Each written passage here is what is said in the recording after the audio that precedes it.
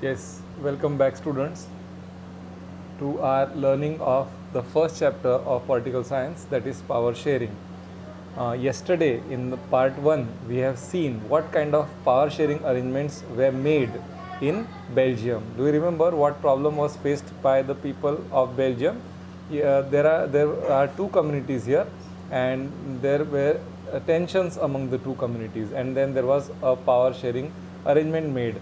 Yes, what was the tension about between the two communities? Which are the two communities? You can see here in the figure that in the northern region there are the Dutch speaking people staying in the northern region, and they are 59% people, they are in majority. And down in the southern region there were the French speaking people, they were 40%, and 1% people were speaking German language.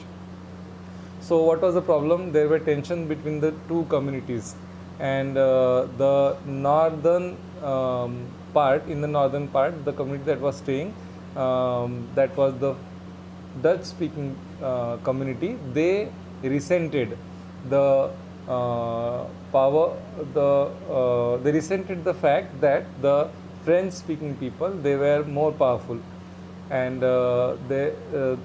they got the benefits of education earlier, they got the benefits of economic development earlier than the Dutch speaking people. And in the capital, that is Brussels, there 80% people living were the French speaking people, and 20% people who were majority in the country, there they were in minority, they were only 20% people. And the, the tensions were more acute in the capital. So the result of this tension could have been in the split of the country. The country would have got divided on linguistic lines.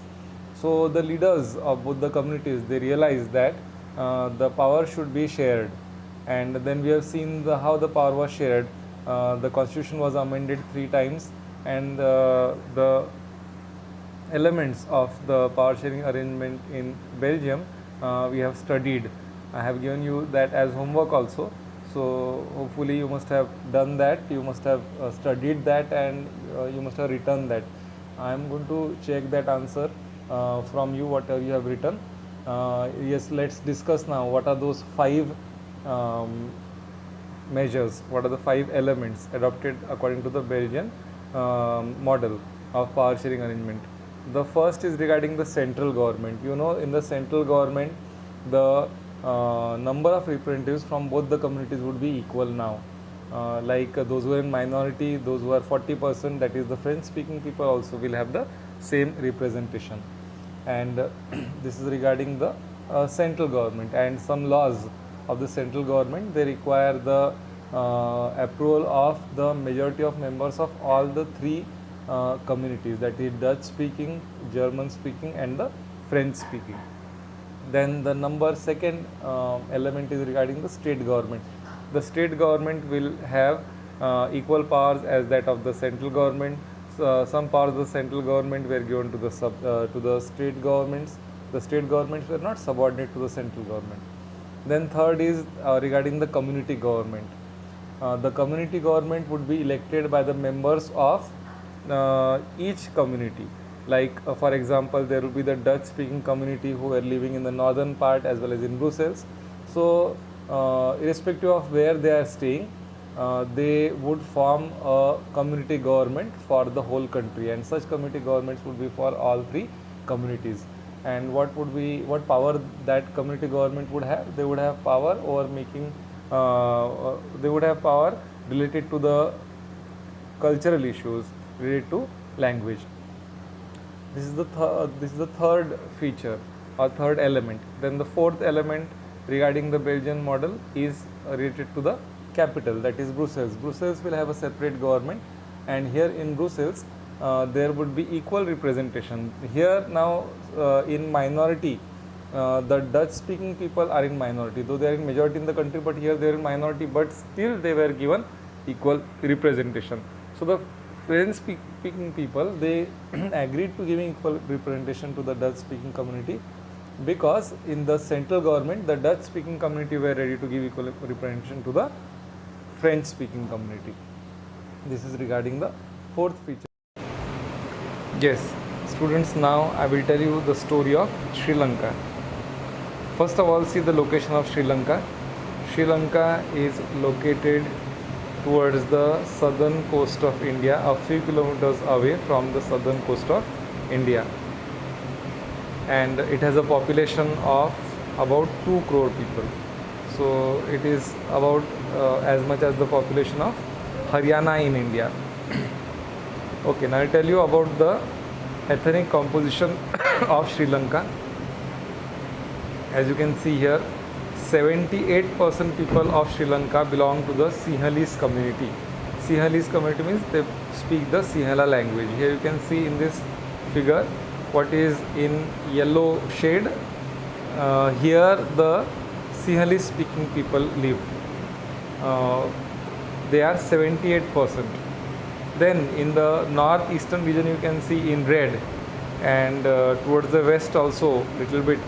The people living here are the Tamil people. They are the Sri Lankan Tamils as well as the Indian Tamils also. You can see in dark brown shade there. These are in these territories, in these regions, the Indian Tamils also live. Now, what is the meaning of this Indian Tamils? See, I told you that 78% people here, they are Sinhalese speaking, and 18% people are Tamil speaking. So out of this 18%, 13% people, they are Sri Lankan Tamils, as they are described. They are native Sri Lankans, and the rest of them, that is 5%, they are the Indian Tamils. They are called Indian Tamils because they are the descendants of the Indians who migrated from India to Sri Lanka during the colonial period. So in this way, these are the two major ethnic communities in Sri Lanka, the Sinhalese and the Tamils. And most of the Sinhalese, they are Buddhist by religion, and most of the Tamils, they are Hindus or Muslims. So what problem was created in this country, and whether there was a demand for power sharing, and how did the government of Sri Lanka handle the demand for power sharing? What happened in Sri Lanka? The Sri Lankan government, which was led by the Sinhalese leaders, they felt that they should establish the supremacy of the Sinhalese. So therefore they adopted some majoritarian measures. Majoritarian means what? Or majoritarianism means what? See students, it's a belief and it is related with majority. So those who believe in majoritarianism, they believe that the majority community should be able to rule the country in whichever way it wants, by disregarding the needs of the minority community, by disregarding the needs and wishes of the minority community. So I already told you here in Sri Lanka which community was in majority. The Sinhala speaking community was in majority, and which community was in minority? The Tamil speaking people, they were in minority. So what happened in Sri Lanka? The majority community, they wanted to establish dominance of the majority community in Sri Lanka. They wanted to establish Sinhala supremacy. So what did the government do? The government adopted majoritarian measures. What are those 3 majoritarian measures the government adopted? Number 1, the government passed an act according to which Sinhala was declared as the only official language of the country. This means what? That in government jobs, if Sinhala is the only official language, then which students, which applicants will be given preference? Those who know the Sinhala language. If Sinhala is the only official language, then what about the Tamil speaking people? So Tamil was disregarded. Those who know Tamil by birth, those who are speaking Tamil, those who have not learned Sinhala at all, will they able to get the government jobs if Sinhala is the only official language? Okay, so this is the first majoritarian measure, that Sinhala was declared as the only official language. Tamil was disregarded. Number 2, the Sinhala applicants for university positions, that is admissions in the university, educational institutions, as well as jobs, So the Sinhala applicants were favored. Government followed preferential policies. Those who were Sinhala, they were preferred. They were favored in university positions as well as government jobs. And third, as I told you, that most of the Sinhala speaking people, they belong to which religion? They were Buddhists. They belong to Buddhism. So the government stipulated an act according to which the government declared that government was going to protect and foster Buddhism. So if government and the Tamil speaking people, most of them I told you they were Hindus or Muslims. So government is going to protect only one religion. Government is going to protect, foster only one religion, that is Buddhism. So what was the effect of this majoritarian measures adopted by the government of Sri Lanka? So the effect on Sri Lankan Tamils. See, this led to a feeling of alienation among the Sri Lankan Tamils. A feeling of alienation increased among the Sri Lankan Tamils. They felt that the political parties led by the Sinhala leaders, they ignored their interests. They were not sensitive to their language their culture. They felt that the government policies discriminated against them and ignored their interests. So what was the result of this? The result was that the Sri Lankan Tamils, now they launched struggles in Sri Lanka because they felt that they were discriminated, and now they launched struggles. They wanted that the government should recognize Tamil also as an official language. Secondly, they demanded for regional autonomy.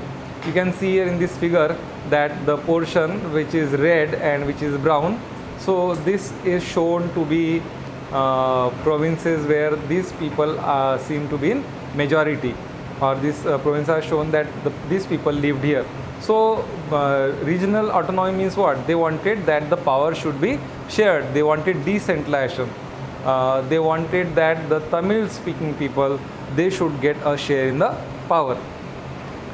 They demanded that there should be equality of opportunity in securing education. As we have seen earlier, that the government preferred the Sinhala speaking people. So the Tamils, they wanted that the government should give equal opportunity in education as well as government jobs. So as they demanded for regional autonomy, and when this demand was repeatedly denied, then there was a demand for independent Tamil Eelam. There was a demand for independent Tamil Eelam. And the result was that there was distrust among the two communities, and the outcome of the distrust among the two communities resulted into a conflict, and the conflict, it resulted into a civil war. What was the outcome of the civil war? Thousands of people from both the communities, the Sinhala speaking and the Tamil speaking communities, thousands of people from both the communities, they lost their lives. Many of the people, they had to leave the country as refugees, and many of them, they lost their livelihoods. And this civil war, it affected the economic and cultural and social life of Sri Lanka, and the civil war, it came to an end in 2009. So from these two stories of Belgium and Sri Lanka, what can we learn? Let's take first Belgium. What can we learn from the story of Belgium? You remember that the leaders in Belgium, they realized that the unity of the country is possible only by respecting the interests of different communities and regions. So this realization that the power should be shared, that the power should be shared among the communities which are different, like region wise or culture wise, language is different, then that should be interested. And this realization, it resulted in mutually acceptable arrangements for power sharing. Mutually acceptable, which are acceptable to both the communities. They were able to share power among them, and this ultimately, it prevented the country from a possible split, a possible division of the country on linguistic lines. And what about Sri Lanka? it's contrasting example. This is a very contrasting example that what happened in Belgium could not happen in Sri Lanka, and in Sri Lanka the example shows of Sri Lanka shows that if the majority community it wants to force its dominance, like the Sinhala wanted to establish Sinhala supremacy. So if the majority wants to force its dominance over others, like that the majority, the minority, that is the Tamil speaking people, and they refuse to share power, what can happen? If the majority it can refuse to share power with the minority, then it can undermine the unity of the country. And you have seen what happened in Sri Lanka. There was a civil war and thousands of people lost their lives. So from these two stories, they yield some general conclusions about the need for power sharing. What are those? From that, what can we understand about the desirability of sharing power? Why power sharing is good? So we get two sets of reasons that why power sharing is good. First, we will see the prudential reasons why power sharing is good. Yes, it is said that power sharing, it helps to reduce the possibility of conflict if the power is shared.